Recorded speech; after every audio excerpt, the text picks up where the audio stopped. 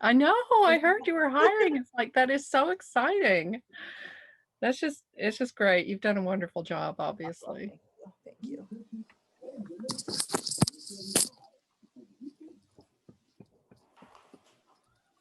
Hi, Arlene. I wasn't overlooking you either. Yeah, good morning. I saw you come in and we're excited that you're here. Thank you.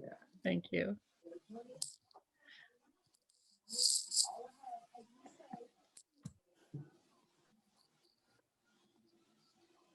We're going to give people another couple of minutes to log on and then we'll kind of get started without them. We're just saying we had 35 people sign up.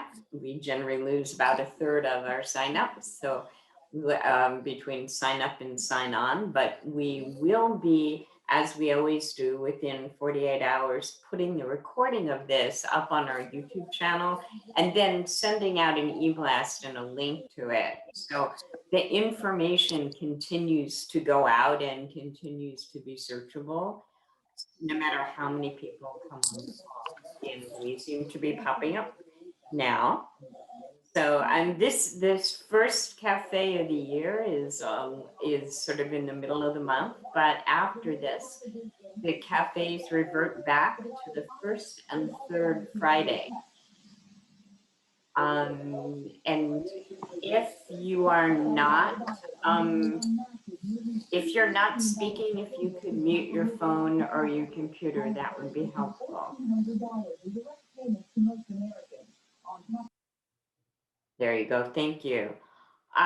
So we'll be the first and third Fridays of every month, and we have some exciting things booked for February and March already. So we are really excited about your commitment to cafe and where that's going. It is always free and it is always open to anyone who wants to attend. Membership is not required. And about half the people who attend are not members, and we are grateful for that. And I'm looking to see if we see Amy yet. Not yet. So Amy Yelly from Jefferson Healthcare is going to, there she is on the call. And I'm just talking about please muting yourself and just doing some housekeeping unless you're speaking. We are recording the session. It is being recorded now. We will have it up on YouTube and be sending out the link to that. It goes out to over 5,000 people and it is always searchable. During the cafe, if you have questions, please enter them in the chat. And then today's session, we have a lot of time for Q&A and fabulous program we're going to roll out. So we want to provide you with the opportunity to get all of your questions answered. So with that, I am going to turn this program over to Amy because vaccine is way more important than anything else that we could possibly think of. Amy, what's going on?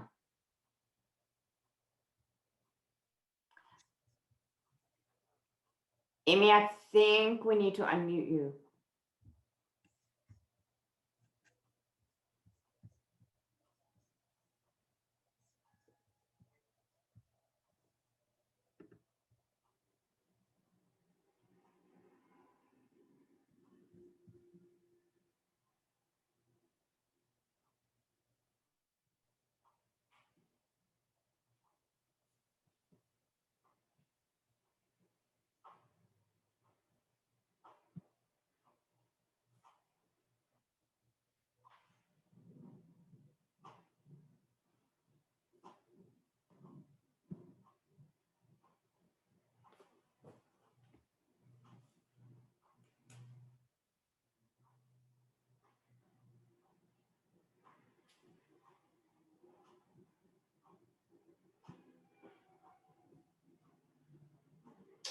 We are having trouble hearing Amy. Well,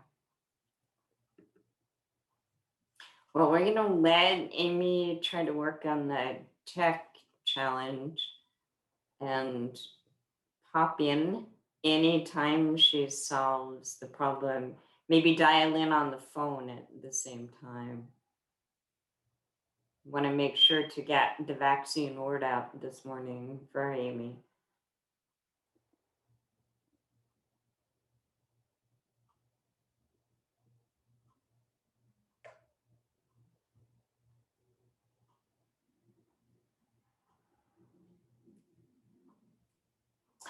It's nice to know that you're not the only one that has tech problems, isn't it? Frank is sitting there going, I don't know about these people. We all have it, and every once in a while it just doesn't work.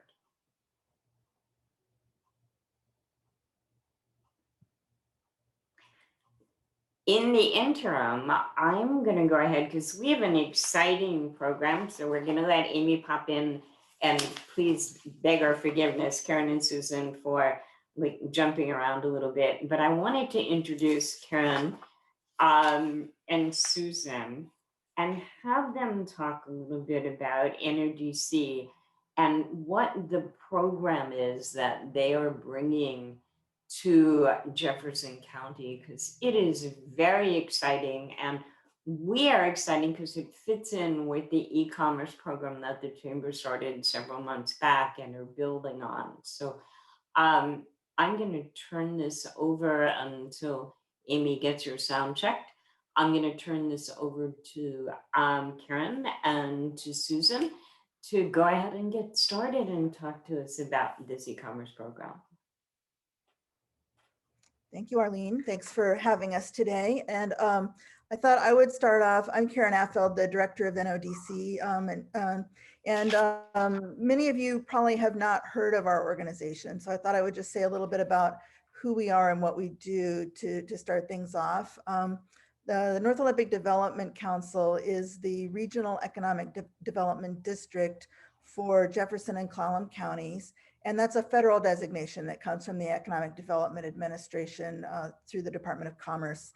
We are different than the EDCs that we have in each county.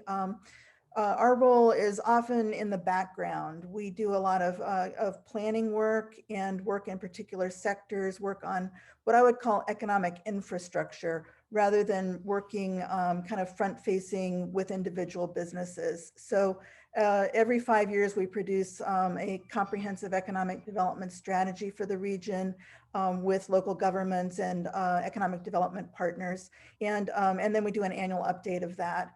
We work a lot in the sustainable agriculture sector. We're doing some work in the forestry sector. We're working on broadband expansion.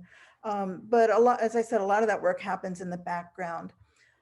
With the COVID-19 crisis, we had the opportunity to get some supplemental funding, and we were allowed with that funding to do more work to support the business community.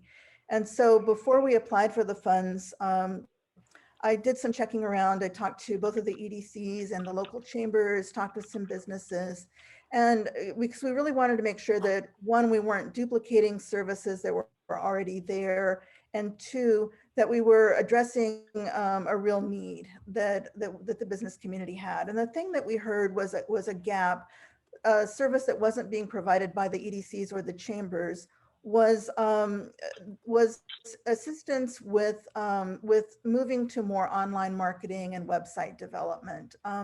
That a lot of our businesses that have been very, very successful with dealing primarily with walk-in customers and word of mouth advertising or print advertising, tourist-dependent businesses, that those kinds of businesses didn't necessarily have a lot of experience with online and e-commerce type marketing because they'd never really needed it.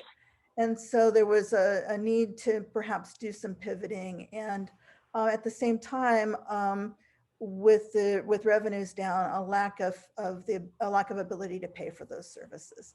So one of the programs that we developed in response to COVID is a program to provide free support with online marketing and web development. And We hired Susan Shoemaker, who has a number of years of experience in that field, to coordinate the program for us.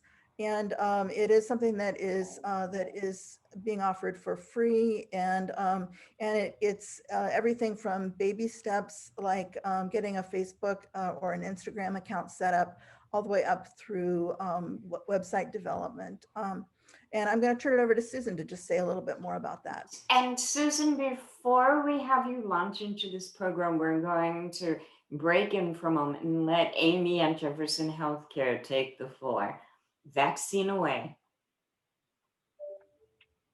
Hi, can you hear me now? Perfectly. Okay, good. Sorry about that. I don't know. It showed me unmuted. Hi, everybody. We are vaccine all day, every day here. We were COVID every day. So we received our first doses December 16th and quickly began immunizing our 1A workers as identified by the governor.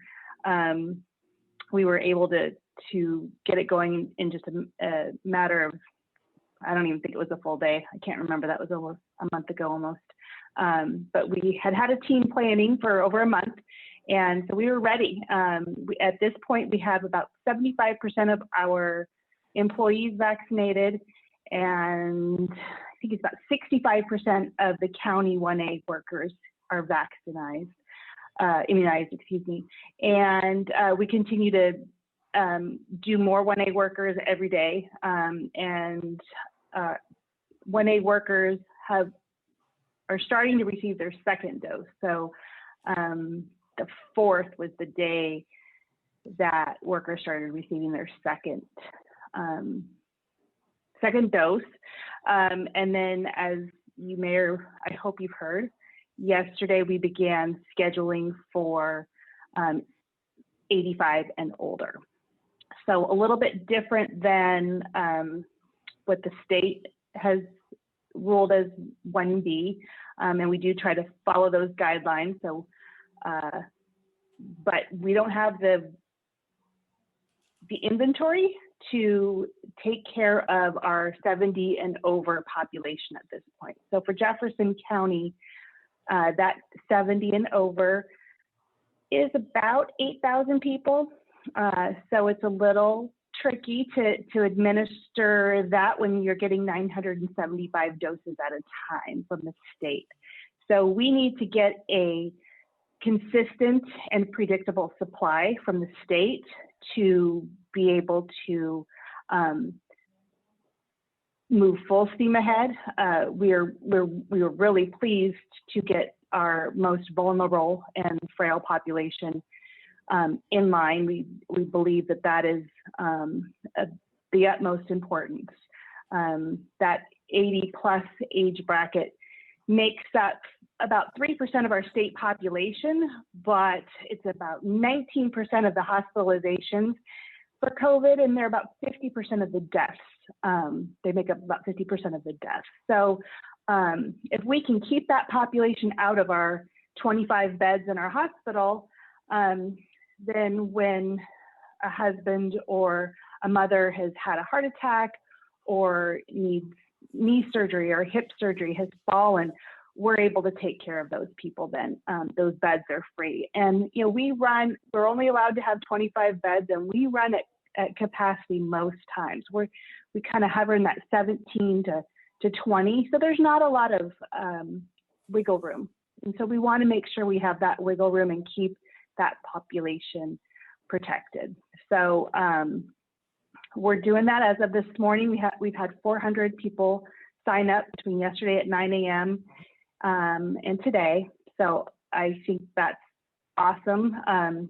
The EOC, the emergency management, has stepped up to help us take phone calls, because we recognize that we had a population there that might not be completely computer savvy, have access to internet, and they have been great. I think they said they took over 400 calls yesterday, helping people schedule. It's super easy to schedule. You do it right from our website.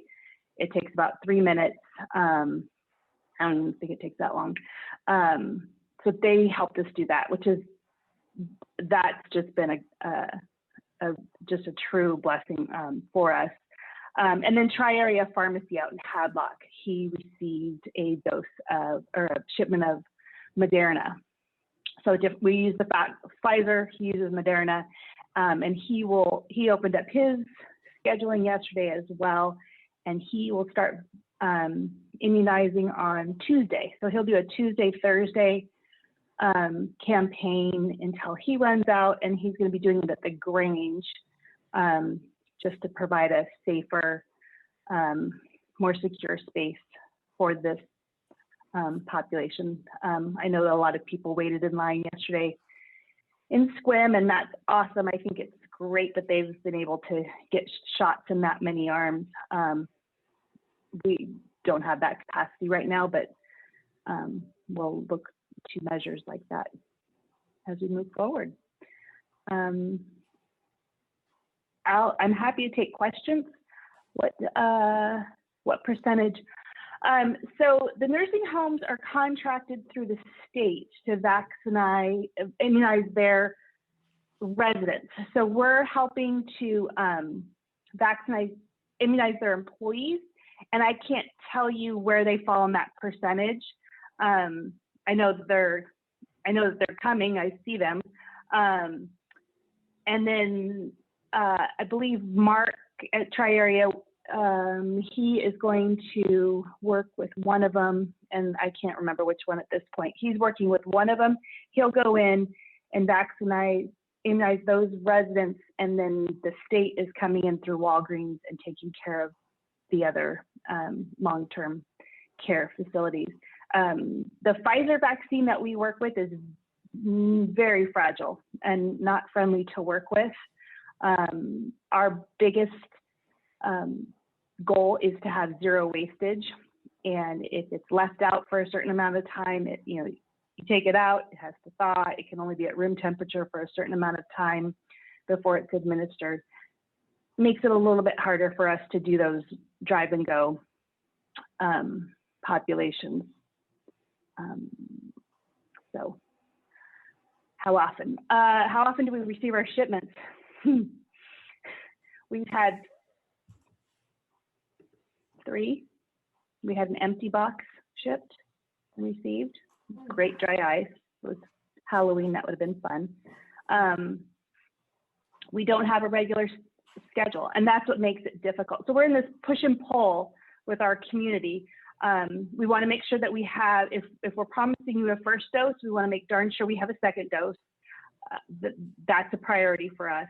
We keep a really tight handle on what our inventory is at any given point. We know a few days before if we're going to receive one. Again, when we receive one, it's 975, which is just kind of a trickle in the bucket when you're looking at 30,000 residents. So we need that supply line to become a lot stronger and more predictable so we can start moving forward and making plans. So what you might see here in the coming weeks, if I had to conjecture, which I hate to do, is you might see hey, we're open. All right, we're going to pause for a minute, and you'll know that that's a supply line issue that we're having to deal with, which, try making a sandwich, ordering a turkey sandwich at one end of the line, and then, your turkey's out when you get to the end. So it's a struggle. Pre-existing conditions. That's a really the state and the government. We have to follow the state guidelines issued by the governor. We're a public hospital. We can't function outside those guidelines. The event in Squim yesterday, that was a Moderna shipment that was received to the tribe. So they were fortunate enough to receive a shipment, and they don't have to follow the same rules that we do. And so the complication with existing pre-existing conditions becomes very convoluted, and how do you weigh that? So we're strictly sticking to the age band right now, and as we receive more shipment, we'll open that age band. We'll go lower with that age band. So we'll go 80, 75, 70, and hopefully we can make a pretty good clip at that. But again, we're putting shots in arms of the people that are the most likely to end up in our hospital beds, and then take up space when you have a loved one that needs care as well. So that's the balance game that we're trying to play. We can do 250 a day. It gets pretty busy out there. It's scalable, and we can do more than that. And we are definitely looking at how we're going to accomplish that. I don't know if everybody knows, but when you come down, if you're coming into the main parking lot and you just go past the main parking lot, and your Manresa Castle's right there. So there's been a gravel lot that's empty, and we've re-graveled that. We've put up structures. It's kind of like a little mini fairy line. So the idea is that you could have multiple lines that all kind of feed to the same spot to receive your vaccine. And you pull out, and you have to park for 15 minutes to make sure that you don't have any adverse reaction. And then once you hit that 15 minutes, they clear you off to go, and you're on your way. So it's a very efficient system. I don't think I've seen the lineup any longer. It doesn't stretch. It doesn't stretch too far up the road, but it's a good system. I'm proud of everybody who's been working on that. So each shipment of 975 will immunize half that number of people, since the other half is reserved. That's that push and pull that we're trying to really play with. Our goal is to get as many vaccines in arms as we can, but we don't want to have to sit on them if we don't have to. So there's that infamous 6th dose that's being pulled out of about 90% of the vials. So we really look at that number to help us. It's kind of our little cushion that we have. Our IT team has built a great dashboard that allows us to monitor in real time what's happening. So ideally, no, we don't want to hold on to half that. But we're going to watch those numbers very carefully, and make sure that we've got a shipment coming in behind it. So it's a dance. It's a really fine dance, but we're good at it, and we've done well, and we've got great people working on this. Yeah. So the sixth dose. So it's not consistent. We use the measurement of 5.3, kind of around there. So it's not that there's an extra 6th dose in every vial necessarily, but there's 0.01, there's 0.02, and so we can add those to pull those from other vials, and then we have a 6th dose. So that's kind of where that comes in. It would be great if it was a real concrete number and we could go from there, but no, just kind of like the shipment part of it. So I don't know. I talked fast. Sorry, guys. It's crazy. Other questions for Amy? So thank you for coming in, walking through that and explaining it, because I know we all hear questions about it all the time, and it's great to get information directly from the source. And so we hope you'll come back and keep us updated. Oh, absolutely. And check in with your neighbors, check in with those family members, help them make that appointment. It's really easy to do, but you have to have the tools to do it as well. So check in on your neighbors. That's what keeps me up at night. We will do that. Thank you so much. Have a great day. Certainly. And keep vaccinating. Susan, I'm gonna now thank you for being so patient, and thank you for allowing us to get the vaccine information out. It's the most important thing, I think, that we have going on in our community in the short term, but what you and Karen are doing for the long term is really critical. So let me let you explain your new program, Susan. Thank you, Arlene. Nice to see everybody, and I really appreciate this opportunity to share about the NODC program. Um, the NODC Business Assistance Program is designed to give business owners practical, technical, confidential, free help with your business website, your e-commerce portion of your website, and social media marketing. This service is offered to small businesses that are located in Clallam and Jefferson County.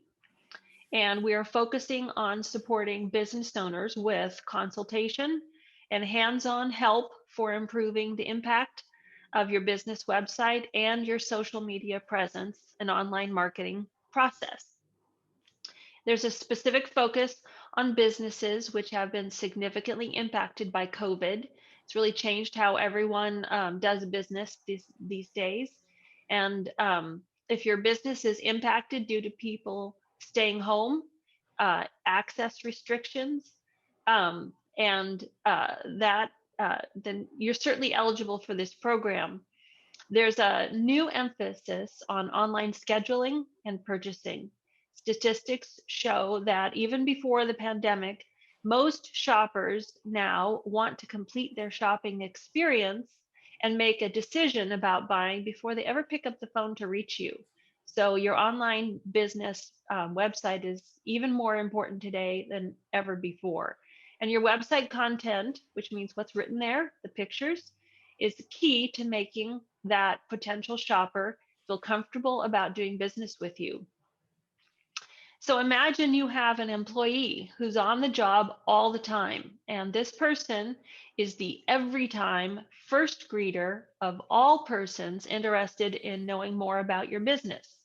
This employee is out in front of your business, engaging with every potential client or customer before they speak with you.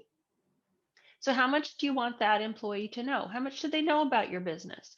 What kind of an introduction do you want that employee to give to your potential client or customer? What's the tone you want them to use? What type of questions do you want this employee to be able to answer? What if that person is not prepared to be helpful to your customers or clients? They're not very well dressed in how they present themselves. They don't know much about your business, and they're not very good at taking messages for you. Be a real impediment to doing business. So now imagine if that employee is both dressed appropriately, they are friendly, well-spoken, they're welcoming, and they're an expert in all aspects of your business, and they're really fast at taking messages. And how much would that enhance how people choose to do business with you? So this is your business website, and it's on the job 24 hours a day, 7 days a week, and you want it to be the best it can be. And the good news is you can always improve it. You can always add better and more complete content, both written content and pictures. So you can always make it better. We've all experienced this significant business paradigm shift in how people shop for and buy products and services. The e-commerce economy is here to stay. We're probably never going to completely go back to just in person. We're always going to use our handheld devices and our computers to investigate before we do business. So your business website is more important today than ever before. And having the function of e-commerce on your business website is a really significant tool for increasing sales. It's powerful to provide easier access to your customers, clients, and patrons to both purchase from you and contact you. And these days, even though we know our business neighbors and communities well, we're still very happy to do business at home at our own convenience. So e-commerce matters more today than ever before. In many ways, our own children and our grandparents are almost better suited to do this kind of business, in that people want to use web-enabled devices, both phones and tablets and computers, to get answers to questions and to make contact. But we also want to be very neighborly, personable, and genuine with each other. And so that combination is really powerful for getting a really closer connection with our customers. The NODC Business Assistant Program is both for product-based businesses and for service-based businesses. It's available for business to consumer businesses and also business to business. We offer coaching for creating and or improving your business website, for improving the SEO of your business website, for designing landing pages, for creating and improving your Google local listing, and for creating and improving your social media marketing strategy, making a plan so that you are sort of ahead of what you want to do on social media. If you wish to participate in this program, you can go to, I'm just going to put a link in our chat, and this is a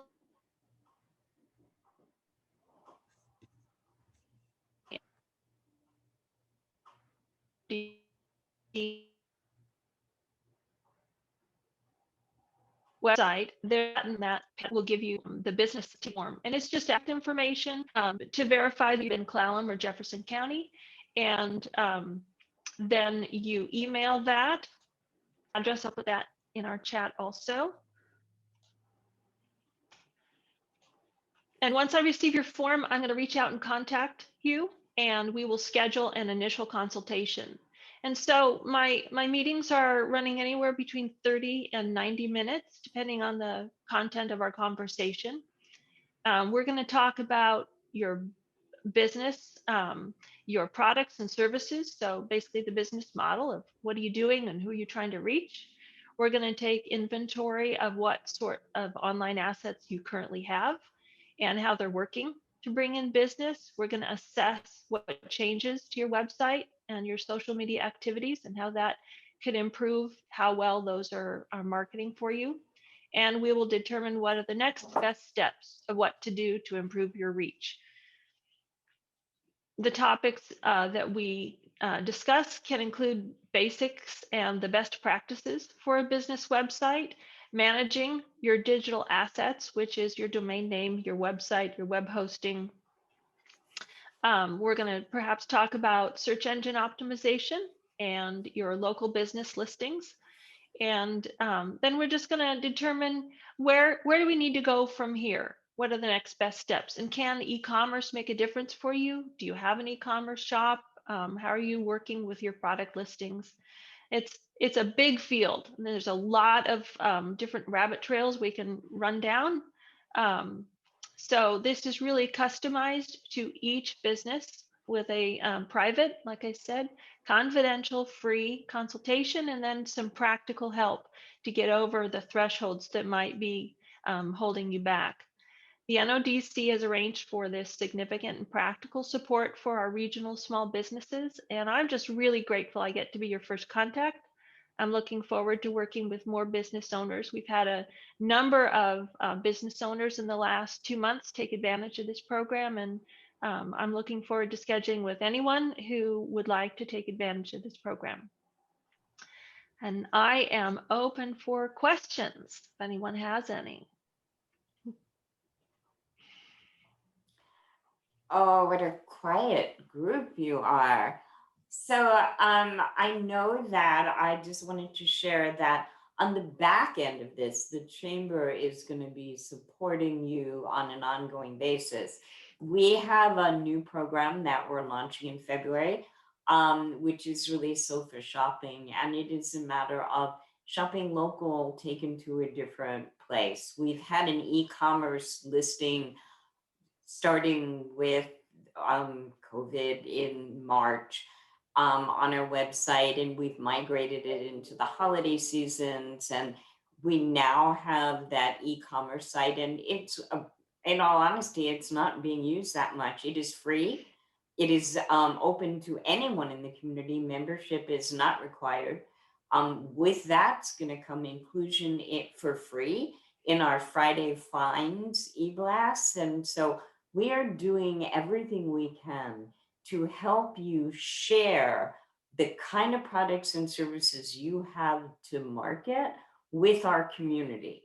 We want to make sure that the community knows what you are selling and that they have the ability to help their neighbors' businesses revitalize during these serious economic times. So we're sort of going to help you on the back end after you and Susan meet and walk through all the opportunities that are there, and you get some free help. We're going to be there to support you and get you going and help you market and continue down the path of free. And we're going to talk more about that next month. So, questions? Hi, I was just wondering what Oh, go ahead. area this serves, like who all can apply for this help? The program is available to any business that's located in Clallam or Jefferson County. So if they're in the county, they qualify for this kind of support. And that's why we have the intake form, just to have a record of where's the business located. This program is grant funded, and those grants cover that geographic area for Susan's program. My question is, how much time would an individual business get with you? Is this, an hour or two here or there, or is it more extensive? Well, at the beginning of the conversation, it is an hour or two to begin with, and then we determine just what do you need, what kind of help is going to make a difference, and where should we go from there.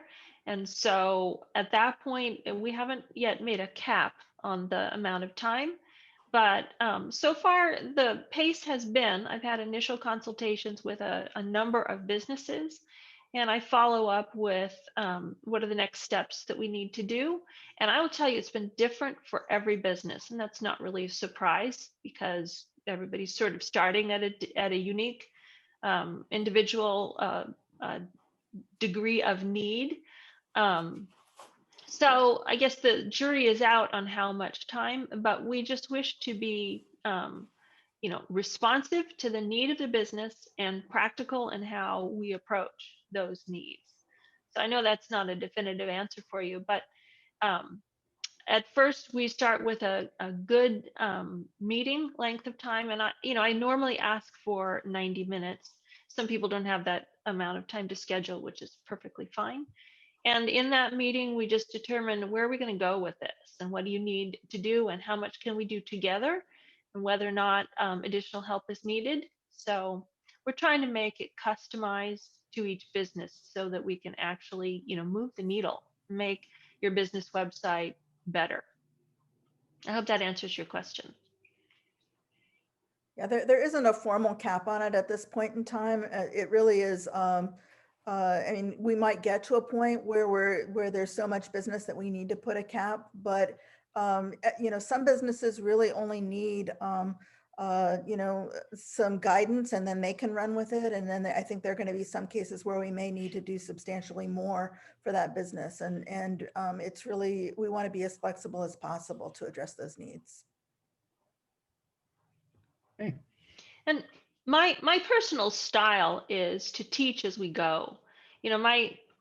So far it's been pretty consistent, and it is a feature of being a small business owner. You're doing something for yourself. There's a sense of ownership and independence as a business owner, and so I like to teach as we go, so that I'm empowering the business owner to be able to then really take a hold of the tool that is their business website and be able to run with it going forward. So there's teaching. Not only are we just making some changes and getting things done, we're also teaching as we go. So I see some. Oh, go ahead. So, go ahead, Deborah. Thank you. A couple questions. It sounds like then a lot of it is what you're doing is providing guidance and a roadmap, but the business owner does the work. So I guess one question is, do you actually go in and do hands-on and actually update their website? Or are you teaching them how to do it, expecting them to have somebody that does that? We are doing the actual hands-on. Someone else here, Ashlyn, asked, does the service include actual setup a platform and shopping cart? The short answer is yes. Yeah.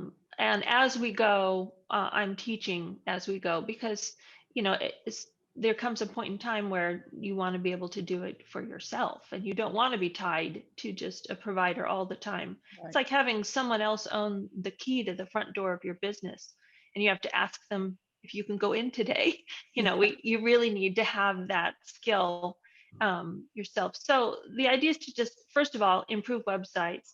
Second of all, increase the number of e-commerce websites where we can do business with each other if we're keeping our distance. And third of all, to empower business owners to have more of a facility and comfort with working with the tool of their website. That's great. And the other And question. also, Oh, go ahead. sorry, Deborah. No, go Well, ahead. and also recognizing that not every business is necessarily going to be willing to make that commitment to, to the ongoing maintenance of their website, making sure that there's a plan, that if they themselves don't feel like they're going to have the time or they don't want to develop the skills, that then they know that they're going to contract with somebody to do that, and have a plan for how it will be maintained. One of the things that we heard when we set this program up was that a lot of similar programs have helped people get something set up, and then it just sits there and doesn't get used because the business owner doesn't know how to maintain it or doesn't pay somebody to maintain it. And so, pretty quickly it's out of date. And so we really don't want that to happen. We want to make sure that either the business owner or someone on their staff is prepared to do it, or that they have a plan to contract with somebody else to do it. So that's great. That's what I was hoping to hear. It sounds like a real good 1-2 punch there. The other question I had was the duration of the grant. Is there a time frame on this program? Yeah, it ends at the end of June 2022. Okay. Thanks. Any other questions for Karen and Susan? No. Just a quick other one. How much does an owner have to have done already to make this work, or can he come in pretty much greenfield? I'd like to just be available to start with people wherever they are. If a business owner perceives the need, it doesn't matter to me where they are on the process. Let's just start talking. And then we just take it, one step at a time. It can be a daunting task to look at a website for another business and think, how do I ever get there? Well, we'll just take it one step at a time. So I don't feel that a business owner has to have reached a certain place before we start the conversation. And then that will just determine what the next steps will be following that. Yeah, and sometimes it's as simple as starting with helping to set up a Facebook page or an Instagram account, and to make sure that that there's a Google listing. It's just really it can be really basic to start with, baby steps, and then do more as the owner is more comfortable with it. So it really is it's really for any business owner wherever they are. Well, thank you, Karen, and thank you, Susan, for not just coming and talking to this today, but really for digging in and putting this program together. It is something that we need desperately, and we are so grateful that you've got this long-term commitment to the community. So thank you very much, and let's support Jefferson Healthcare and the work that they're doing in the community and help get the word out about their new program as well, and being able to sign up on their website if you're 85 and older, and what's going on there.